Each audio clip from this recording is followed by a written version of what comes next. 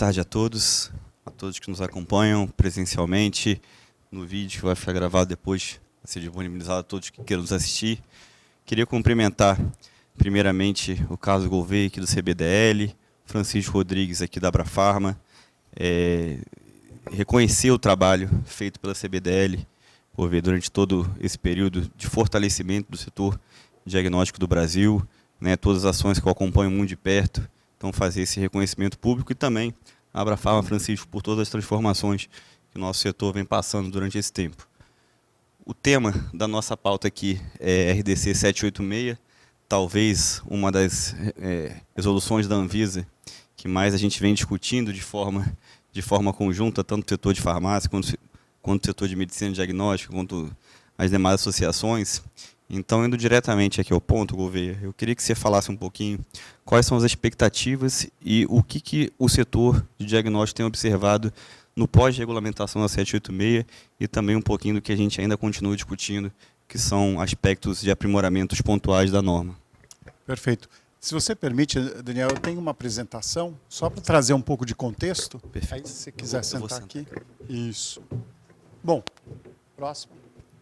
A CBDL, a Câmara Brasileira de Diagnóstico Laboratorial, reúne quase 70 empresas, mais de 70% do mercado, e ela tem tido, de fato, uma participação ativa nessa discussão, até por acreditar que pode ser, e na verdade já é, Daniel, um grande instrumento de política pública na área de saúde. Próximo.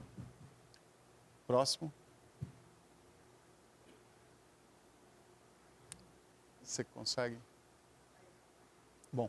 A CBDL, como entidade, ela não é uma entidade que age sozinha, ela fica dentro de uma constelação aí de várias entidades.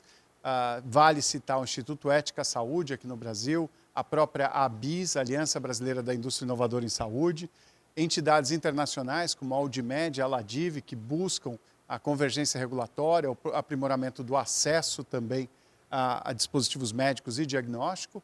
Temos o apoio científico da própria London School of Hygiene and Tropical Medicine e, finalmente, internacionalmente, tanto o GDA, que é o Global Diagnostic Alliance, e o GMTA, que é o Global MedTech Alliance, que tem assento, inclusive, na OMS para discussão de temas importantes para o nosso setor. Ela tem mais de 70 associados, aí de diferentes tamanhos, temos alguns aqui presentes na plateia e agradeço. São empresas de grande porte, de pequeno porte, startups, importadoras, grandes multinacionais, empresas brasileiras. É um contexto extremamente representativo, inclusive com empresas públicas como o IBMP e o próprio Biomanguinhos da Fiocruz. Próximo. Dentro desse cenário todo, a gente tem procurado evoluir, mostrando que o diagnóstico faz parte de um grande segmento de dispositivos médicos. São mais de 500 mil tecnologias, o Diogo aqui conhece muito bem, todas, e que estão nas nossas vidas do primeiro respiro ao último suspiro. Na verdade, são tecnologias que são assistivas, ou diagnóstico, ou tecnologia da informação, várias delas, próxima, que acabam nos apoiando. Dentro desse cenário, a CBDL, junto com a ABIS e outras entidades, nós fizemos duas grandes publicações, o Saúde 4.0 já há alguns anos, próximo, e o Livro Branco do Diagnóstico Laboratorial. Aqui é interessante que a gente consegue trazer um contexto do ciclo de vida de produtos para saúde e diagnóstico, mostrando como a gente pode, de fato, interferir e ajudar na questão da inovação, que no nosso caso é muito mais inovação incremental do que disruptiva. Ciclos de 3 anos, olhando pesquisa, desenvolvimento e inovação, primeiro elo, a parte de regulação, Daniel, tanto pré e pós-mercado, e depois a parte de acesso e, finalmente, a gestão no serviço de saúde. Próximo. E dentro desse ambiente, a gente tem que considerar que a saúde pública ela tem que ser efetivada em todas as áreas possíveis, em todos os segmentos. Não adianta você só falar de laboratórios de alta especialização se você não tem nada na atenção primária. E por que é importante estar, inclusive, na atenção primária? Porque é onde você consegue monitorar mudanças climáticas, mudanças no mercado, controle de estoque, várias outras questões que são fundamentais para você regular o abastecimento do mercado, inclusive. Próximo. Próximo de novo. E o diagnóstico ele tem, de fato, como medir muito bem isso. A gente fala hoje que o Brasil tem mais de 5.500 hospitais, mais de 20 mil laboratórios, e, no entanto, isso a gente achava que era suficiente e, por conta da pandemia, a gente percebeu que não era. Na verdade, aí entrou, Daniel, de uma forma, acho que muito corajosa pela Anvisa, a discussão da 786, de como permitir o acesso a esses cidadãos que estavam espalhados pelo rincão, pelos rincões brasileiros. Na verdade, a gente viu que muita gente nunca se tinha testado na vida, por mais incrível que seja. Pessoa já com 40, 50 anos não se testou porque não tinha acesso, porque tinha medo, por vários motivos. E foi fazer o primeiro teste da vida dele do Covid, né? E isso não só no Brasil, mas em vários outros países. O próximo. Sejam bem-vindos, por favor. Próximo. E assim a gente conseguiu avançar e trazendo cada vez mais tecnologia e procurando propiciar não apenas tecnologia em dispositivos. E aí o próximo, por favor. Por quê? Porque o mundo todo está em permanente evolução, né? A questão dos fluidos de conhecimento, a gente tem de fato que fazer um monitoramento adequado dos horizontes tecnológicos. O próximo.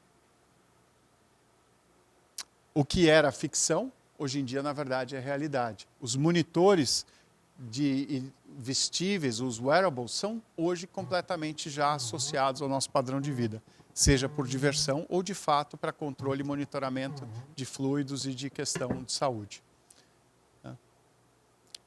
O que era antes considerado como um teste de segunda qualidade, a gente já percebe que os testes rápidos, point of care, fazem parte da realidade nossa, do dia a dia, e com grande precisão. Um teste rápido, por exemplo, de HIV, ele é usado dentro do algoritmo do Ministério para dar a confirmação. 2 testes rápidos diferentes, eles acabam confirmando a questão de uma positividade reagente para HIV, permitindo que aquela pessoa tenha acesso a um tratamento pelo SUS de graça e rapidamente. Então, a questão da mudança da mentalidade, seja no teste rápido em si, seja no point of care, que para quem é da área hoje, pensar que um equipamento desses é de biologia molecular, né, Patrícia? É fenomenal. Que você não precisa de ambientes separados, isolados. E você consegue levar isso para onde quer que seja, em condições muito até difíceis. Permitindo, inclusive, a questão da conectividade. E a conectividade é a partir de dispositivos muito pequenos, que, às vezes, conectados com o próprio celular, conseguem formar uma grande rede que ajuda na questão de vigilância epidemiológica, fornecendo dados primordiais, como foi, né, Francisco, durante o caso do Covid, essa grande conexão das várias redes que estavam já existindo e formando um banco de dados fenomenal que ajudou tanto a Anvisa quanto o Ministério em várias ações públicas, como foi o exemplo da Abrafarma, com o nosso apoio também no passado. Isso tem permitido, de fato, avançar bastante, mas tem muito mais coisa para ser feita e que explica por que a 786 foi, sejam bem-vindos, a 786 chegou em excelente hora. Né? Na verdade, você tem a questão dos Objetivos do Desenvolvimento Sustentável, da própria OMS, e que mostra que existe, de fato, ainda existem muitos gargalos. Pode ir mais adiante. 47% da população mundial hoje tem pouco ou quase nenhum acesso a diagnóstico. E o pior é que boa parte dessa população, ela, na verdade, está concentrada em países em desenvolvimento. No caso das ISTs, das infecções sexualmente transmissíveis, infelizmente estão dentro desse cenário.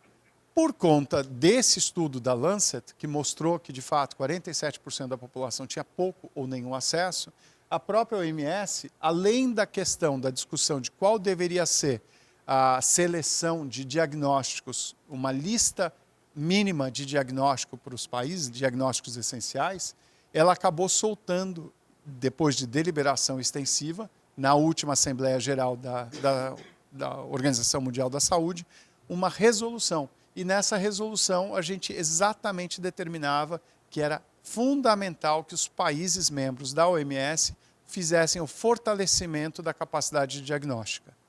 E aí veio exatamente, Daniel, esse esforço que a Anvisa tem feito de trazer de forma muito bem alinhada com a OMS esse grande esforço para expandir o acesso para a população de cidadãos invisíveis para o sistema. O próximo. Essa resolução, que é a 76.5, vai ser revisada no ano que vem, em maio, na próxima Assembleia Geral das Nações da OMS, e o objetivo é ver que resultados que os países membros estão conseguindo. Então, ela trazia uma série de obrigações, seja para a própria OMS, mas seja também para os próprios países membros. E o Brasil, Daniel, tem um compromisso, e o Leandro esteve esse ano comigo lá na OMS em Genebra, exatamente já mostrando o que a gente está avançando com essa questão da 786 e de uma série de outras ações e que a gente pretende levar já de lição de casa já feita. Próximo. Próximo. Não, próximo.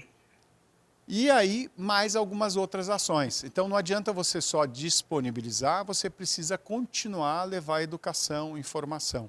E aí, juntamente com a Unicef, a SBAC, a SBPC, a Abramed e a Abrafarma também, a gente está organizando uma campanha grande para levar informações, seja para a população leiga, que precisa da noção clara de por que se testar, quando se testar, como fazer, evitar a questão do desperdício, ao mesmo tempo que os profissionais de saúde vão ter material de apoio também para a comunicação, seja na questão da saúde da família e vários outros. Próximo. E aqui eu termino, até para permitir a discussão, mostrando que de fato a gente está num novo ambiente de saúde. Próximo. E a gente tem a mudança de sair da questão da doença para a prevenção. E aí os autotestes, que são uma pauta importantíssima, ajudam a empoderar esse paciente, Daniel. Tratando da questão do autocuidado, que é um tema muito caro para a Abrafarma em várias áreas, inclusive na questão do diagnóstico. E a gente tem que, ao mesmo tempo que a gente amplia a testagem, a gente não pode esquecer o tema da medicina personalizada.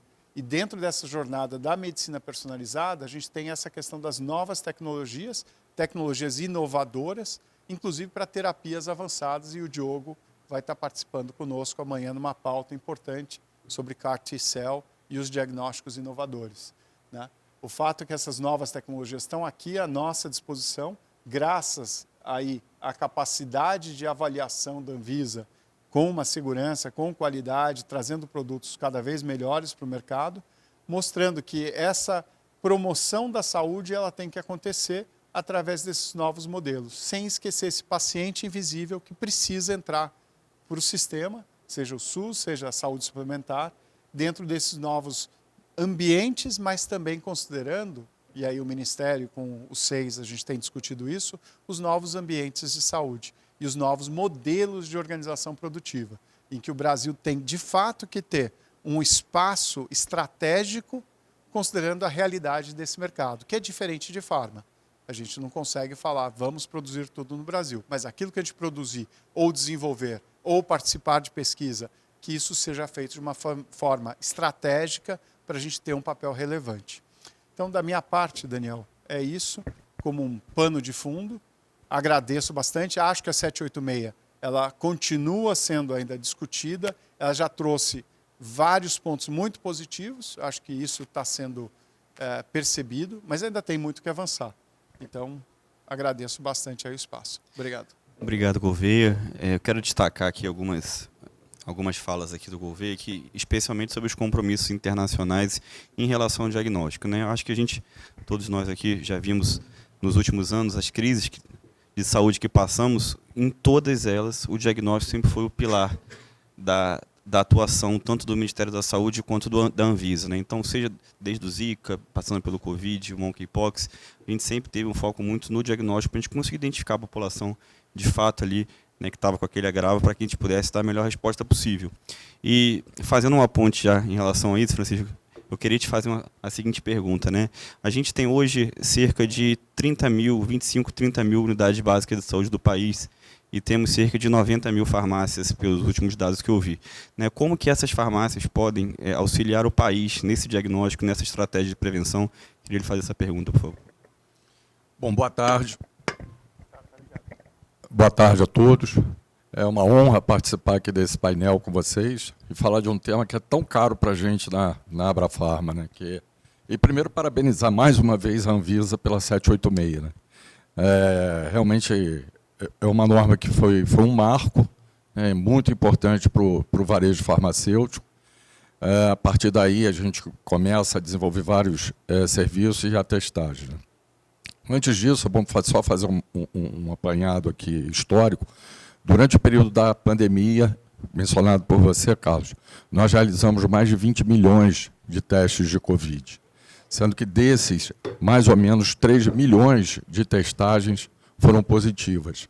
Ou seja, a Abrafarma e as redes associadas à Abrafarma conseguiram salvar muita gente, né? Já que, quando você tinha uma testagem positiva, a gente encaminhava para o serviço médico, né, para os hospitais, para que as pessoas pudessem fazer o tratamento, o acompanhamento da sua doença, do seu problema com a Covid. E de lá para cá a gente vem fazendo também a testagem, graças a 786, né, com a apoio da Anvisa. As farmácias hoje vêm fazendo todo esse trabalho e servindo como uma porta de entrada ao sistema de saúde, né? A gente vê muita dificuldade hoje da população com o sistema do SUS, obviamente sem menosprezar o serviço que é feito, mas o sistema está realmente difícil, né? E as farmácias podem servir como porta de entrada para esse serviço. A população vem aumentando, né? A expectativa média de vida do brasileiro hoje é de 76 anos. Né? Então, cada vez mais, a gente vai precisar de um sistema de saúde, né? E as farmácias podem ajudar, né, fazendo essa testagem. Hoje, a gente já consegue fazer testagem de dengue, né? Tem alguns testes, apesar da 786 estar vigente, a gente tem certas dificuldades com vigilância sanitária, a gente tem certas dificuldades com a implementação de testagem. Mas a gente tem feito, só neste ano de janeiro até outubro, nós fizemos mais de 5 mil testes de dengue, sendo que quase 400 testes positivos, né? Isso nas 26 redes da Abrafarma. Então, é uma importância muito grande de você ter... A gente tem 92 mil farmácias, na verdade. Na Abrafarma, a gente representa 11 mil farmácias, né, pouco mais de 11%.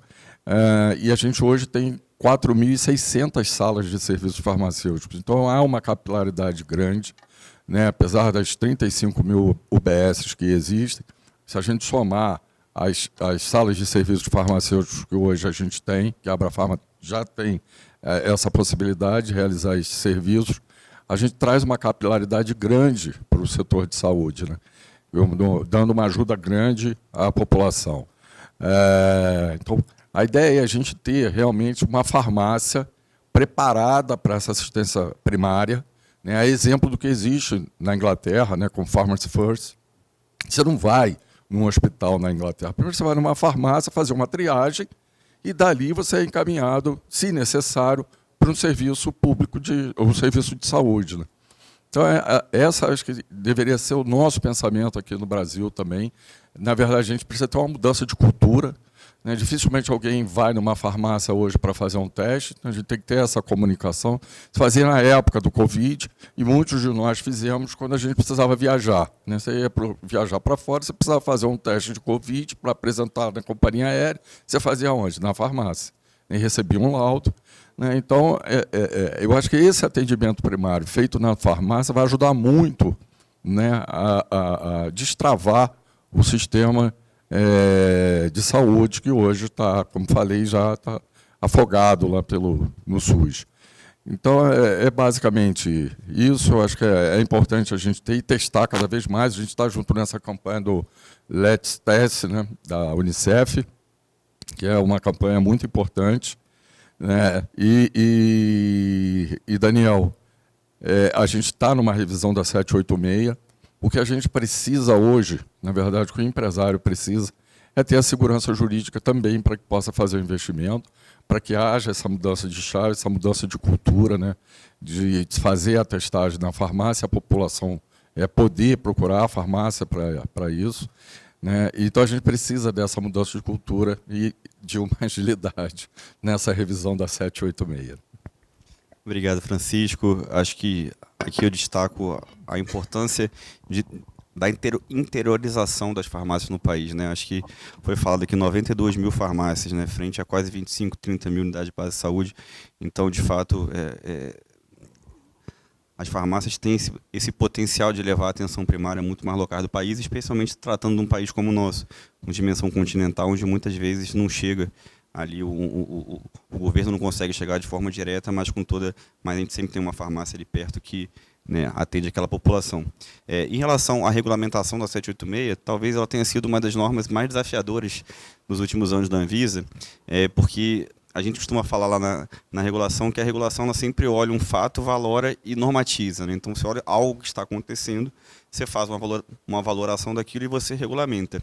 Só que o setor ele não andava como ele gostaria, porque efetivamente tinha uma proibição, né? Quando a gente não autoriza, a gente proíbe.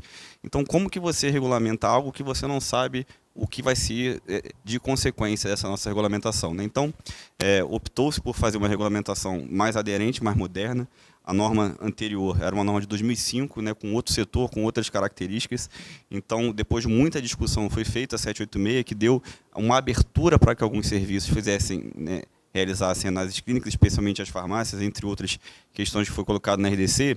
Só que essa modernização ela veio acompanhando sempre um monitoramento e uma posterior alteração de uma futura norma. Então, é isso que o Francisco disse, que é importante, é que a gente ainda está discutindo atualmente aqui na Anvisa, lá na Anvisa, as mudanças que a gente vai fazer na 786 decorrente dessa análise do que deu certo e o que deu errado, né? Então, é uma discussão, Francisco, que eu me atrevo a dizer aqui que não vai acabar ainda só esse ano, mesmo com uma nova modificação, porque é uma norma que, de fato, tem uma dinâmica muito, né, muito grande. A gente tem que o tempo inteiro ficar avaliando o que deu certo, o que deu errado, o que a gente precisa aprimorar, o que a gente precisa alterar.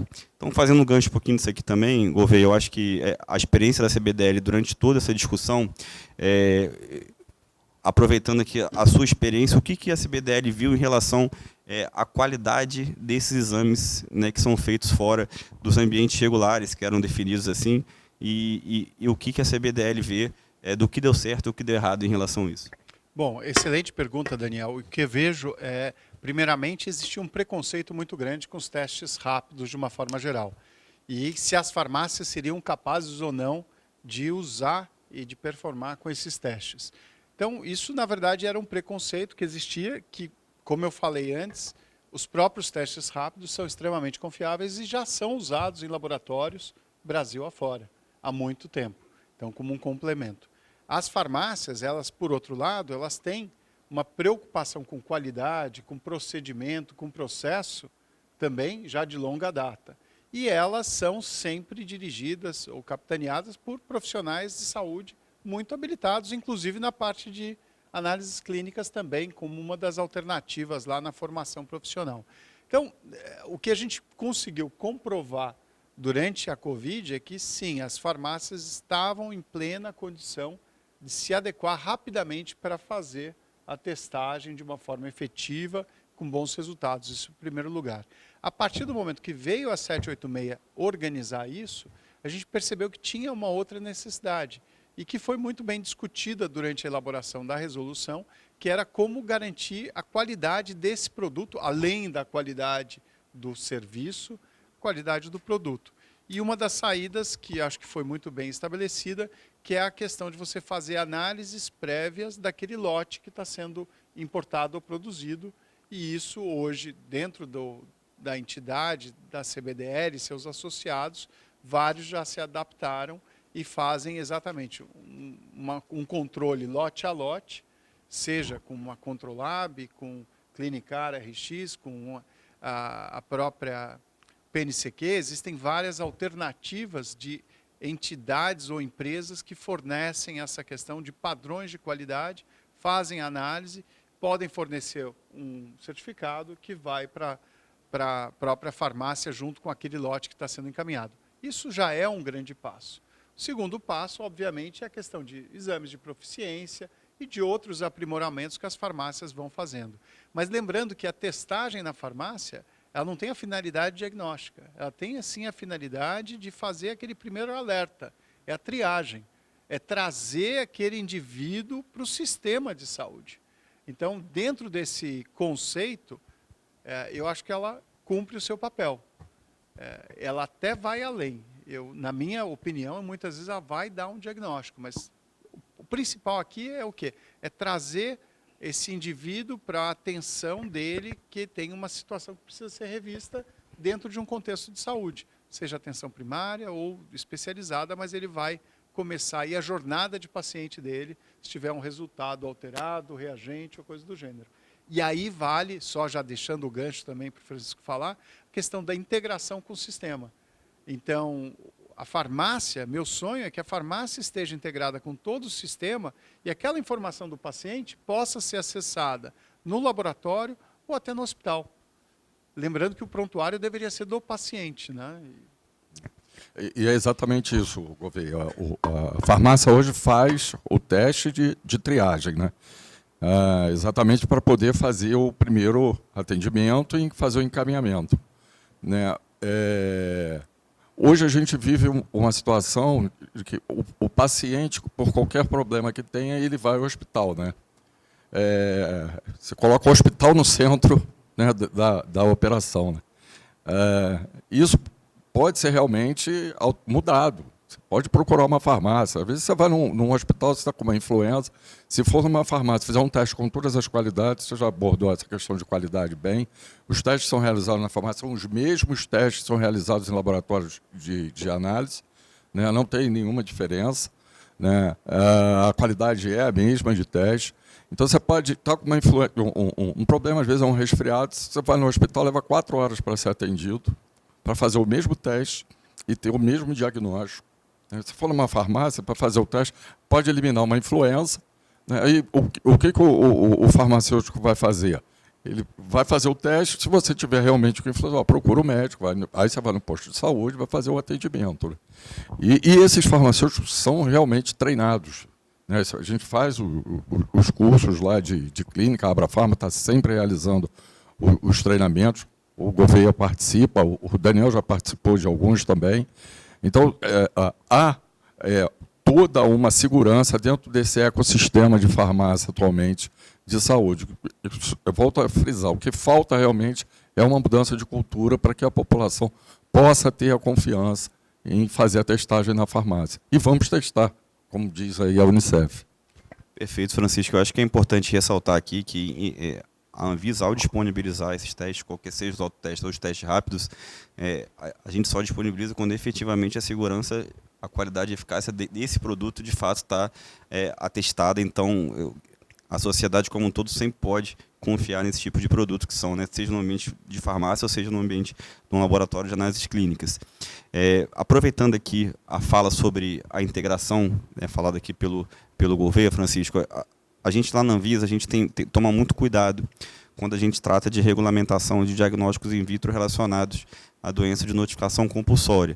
Né? Por mais que esses produtos, autoteste, por exemplo, né, de forma mais leiga, eles acabam sendo, de fato, uma triagem, mas muitas vezes, né, o cidadão que vai na farmácia e faz aquele teste, ele acaba ou indo para casa diante de um diagnóstico positivo e não vai no laboratório confirmar aquele diagnóstico. Por isso que, por norma da Anvisa, a gente só autoriza registro de produtos de doenças de notificação compulsória, de diagnose in vitro, caso haja uma interação específica com o Ministério da Saúde. Né, caso haja um interesse do Ministério da Saúde de colocar esses produtos disponíveis no setor, ainda que a gente saiba que vai ter um prejuízo no sistema de vigilância epidemiológica.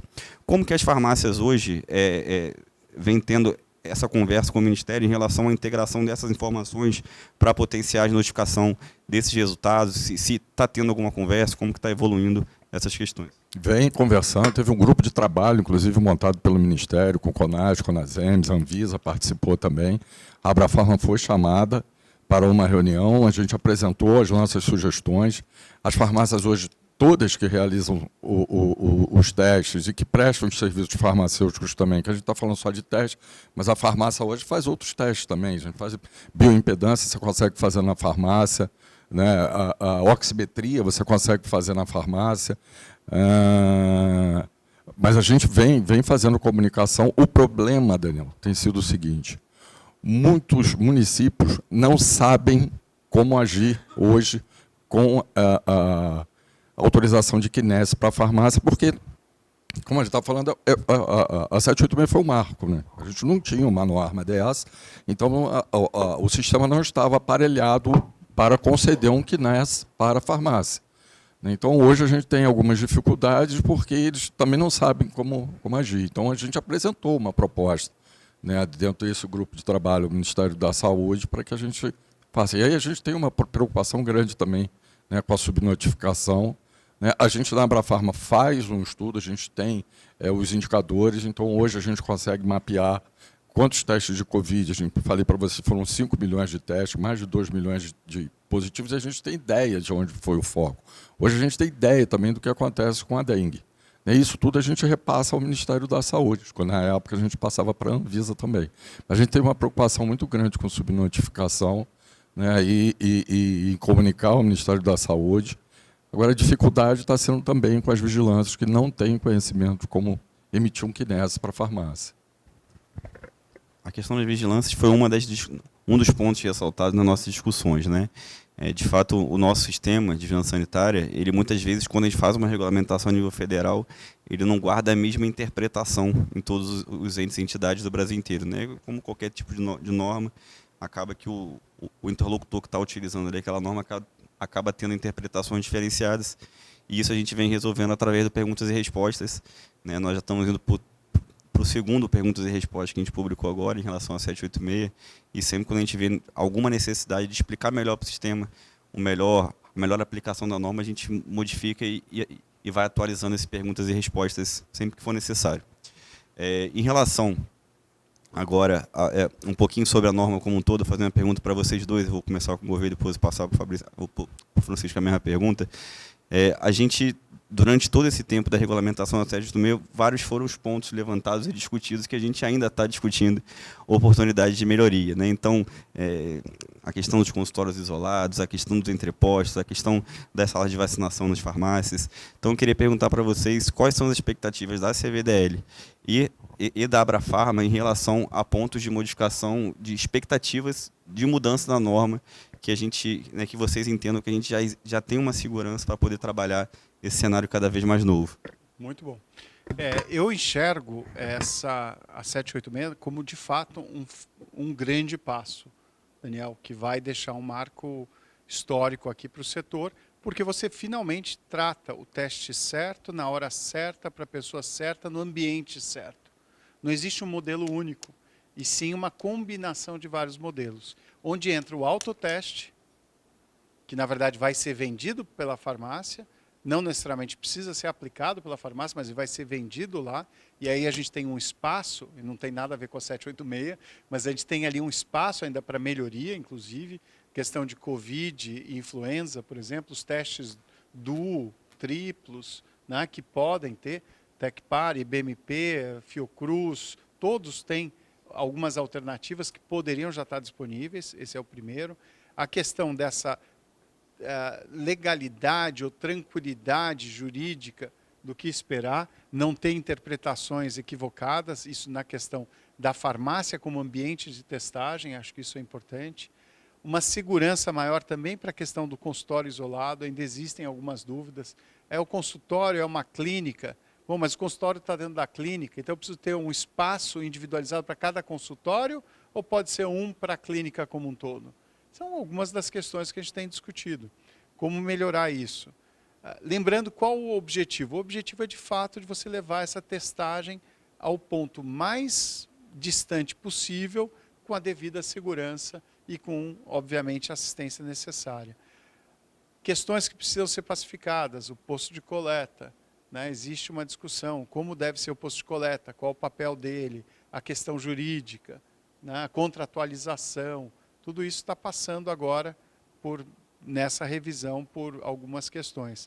E até os serviços itinerantes também, que precisam ser devidamente adequados para a realidade que a gente vive de possíveis próximas pandemias. A gente viveu o Covid e a gente tem riscos iminentes com a mudança climática, com uma série de outras coisas.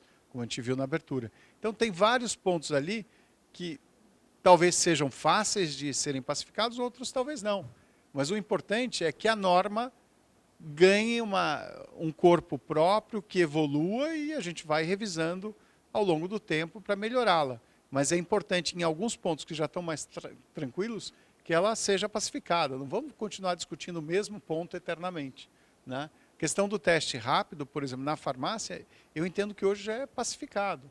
Não tem mais quem discuta, né? Acho que a lição de casa foi feita pela Abrafarma, pelas outras entidades e farmácias independentes. Pode melhorar e vai melhorar, com certeza, mas acho que o básico já foi feito, né? Só pegar um ponto com relação ao autoteste. É verdade, a gente vende o autoteste, precisa tomar um cuidado. E precisa tomar um cuidado também, Daniel, para a gente não perder aquilo que a gente já tem. O autoteste hoje, quando ele é vendido, muito paciente, ele quer fazer o teste, até por uma segurança, dentro do ambiente da farmácia. Então, a notificação fica complicada de você fazer, porque ele é autoteste, né? Mas, por outro lado, é difícil não atender aquele consumidor que quer fazer um autoteste de HIV, por exemplo, mas só que ele não está seguro para fazer em casa. E ele pede ao farmacêutico para fazer. Eu não posso deixar esse atendimento, porque ele confia, né? A gente está voltando hoje, né, àquela farmácia. A gente está na farmácia do presente e do futuro, mas com o consumidor com o mesmo pensamento da farmácia do passado, que aquela farmácia do bairro, aquele farmacêutico é a pessoa com quem ele confia, a quem ele vai, né? Até porque, como falei, isso vai ficar 4 horas dentro de um hospital esperando para ser atendido. Então, o paciente quer ir na farmácia, quer conversar com o farmacêutico, quer fazer o teste de HIV na farmácia, quer saber, se for positivo, o que eu faço, e até para ele ter esse cuidado. Então, é preciso que a gente tenha esse cuidado na revisão da norma, para a gente não perder isso, porque isso aí realmente é um apoio ao consumidor. Outro ponto, acho que é um ponto importante que está na norma, é só a questão do controle de qualidade. É verdade que a gente precisa ter o controle de qualidade, só que a gente precisa ver a maneira e ter a calibração desse controle. Fazer um controle lote a lote em farmácia é complicado, tá? E tomar cuidado para que não haja um prejuízo do ponto de vista econômico, que a farmácia não consiga atender. Porque hoje, por exemplo, a gente não tem vários testes que a gente realize, está dentro de um cardápio de testes que a gente faça todos. Então, a gente faz Covid, dengue, influenza, HIV, mas você não tem um pacote e, de repente, isso acaba inviabilizando o negócio, porque tomar cuidado para que a norma não vire uma discussão comercial. Isso é uma questão técnica. Perfeito, Francisco. Quero destacar aqui também que o objetivo primordial da Anvisa, em torno da regulação de todos os produtos que ela faz, sempre perpassa pelo acesso. Não, seja no medicamento, no produto para a saúde, ou seja na regulação de um serviço de saúde, a gente sempre busca garantir um acesso seguro e mais opção de acesso a toda a sociedade brasileira, o que efetivamente foi concretizado com a 786, que agora há uma nova opção de acesso a esses exames, né?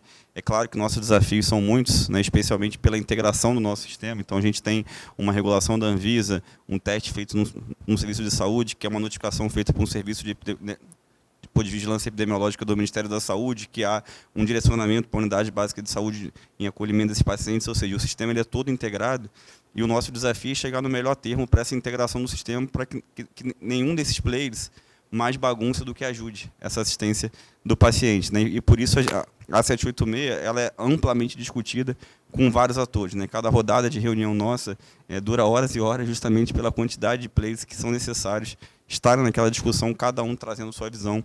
E é um desafio, muitas vezes, muito grande para o órgão regulador de conciliar todas essas visões, né? Muitas vezes a gente tem que tender para um lado e o outro lado fica insatisfeito, mas faz parte do debate regulatório. No final sai uma solução melhor, né? Sempre sai uma solução melhor, nunca uma solução pior. Então, de fato, é um desafio muito grande da agência. Como eu disse e repito várias vezes, né? A 786 não é uma norma que vai se exaurir agora. A 786 é uma norma dinâmica que, de tempos em tempos, a gente vai ter que observar o que deu certo, o que deu errado, para fazer a aprimoração, ou o aprimoramento e as mudanças devidas no texto da norma, é o que a gente vem fazendo já há bastante tempo. Já deu nossa hora aqui, pessoal. Eu queria agradecer aqui vocês, né, tanto a Abrafarma quanto o CBDL, agradecer a parceria na discussão da norma. Acho que foi um debate muito bom aqui com a visão de cada um. Queria passar rapidamente aqui, máximo 1 minuto cada um, para fazer uma breve despedida, uma fala de conclusão nesse cenário, novamente agradecendo a participação de vocês aqui no painel. É sempre um prazer discutir. Esse é um assunto que a gente gosta bastante, né, Daniel? E nunca é demais a gente parabenizar a Anvisa por essa norma, que realmente é um marco, dá à farmácia a condição de ser realmente a porta de entrada ao sistema de saúde, né? A população necessita, como falei, a gente está ficando uma população já mais envelhecida, e é importante que a gente tenha outros players no mercado que possam oferecer saúde à população brasileira, e a farmácia está dentro desse ecossistema. Obrigado. Daniel, mais uma vez eu agradeço também a parceria, o trabalho que a Anvisa tem feito. Acho que nós estamos dando um grande exemplo para muitos países, com discussões sérias, corajosas, em momentos não muito fáceis, e lidando com uma diversidade, às vezes, de opinião, que traz, talvez, por que eu fui entrar nessa. Mas, com certeza, a gente está trazendo algo que vai ser um legado aí para o futuro. A questão da 786, em termos de expansão do acesso, é inquestionável, é um grande avanço, parabéns. A rapidez que a Anvisa tem lidado com as pandemias, sendo criativa, como foi quando a gente, de fato, criou aquele grupo de avaliação dos kits que estavam chegando no mercado brasileiro, e aí fizemos um grande tour de force que funcionou muito bem. E agora eu acho que o próximo desafio é, de fato, olhar para essa questão da inteligência artificial, da tecnologia da informação, de como a gente pode disponibilizar essa gama de dados, seja para ajudar na questão da formação das políticas públicas, né? Desde vigilância epidemiológica e construir políticas futuras, mas também essa integração de dados para dar a esse paciente uma possibilidade de busca de acesso ainda melhor e com informação de qualidade e tudo mais, olhando a questão ética. E aí eu convido vocês daqui a pouco para um painel que nós teremos, às 15h40, falando sobre a algorética, que é a ética dos algoritmos, que é um novo momento. É uma discussão que o Vaticano tem puxado, o Papa acredita que não tem como negar a existência da inteligência artificial. A questão é como que a gente pode usar isso para o bem da humanidade. E aí chamando a essa discussão várias entidades e organizações para ter um olhar muito mais sereno e tranquilo, mas construindo o marco de ética, que é o Instituto Ética Saúde exatamente tem se proposto nesse sentido. Então, conto com todos vocês nisso. E a Anvisa também apoia. Obrigado, Gouveia. Obrigado, Francisco. Obrigado, pessoal.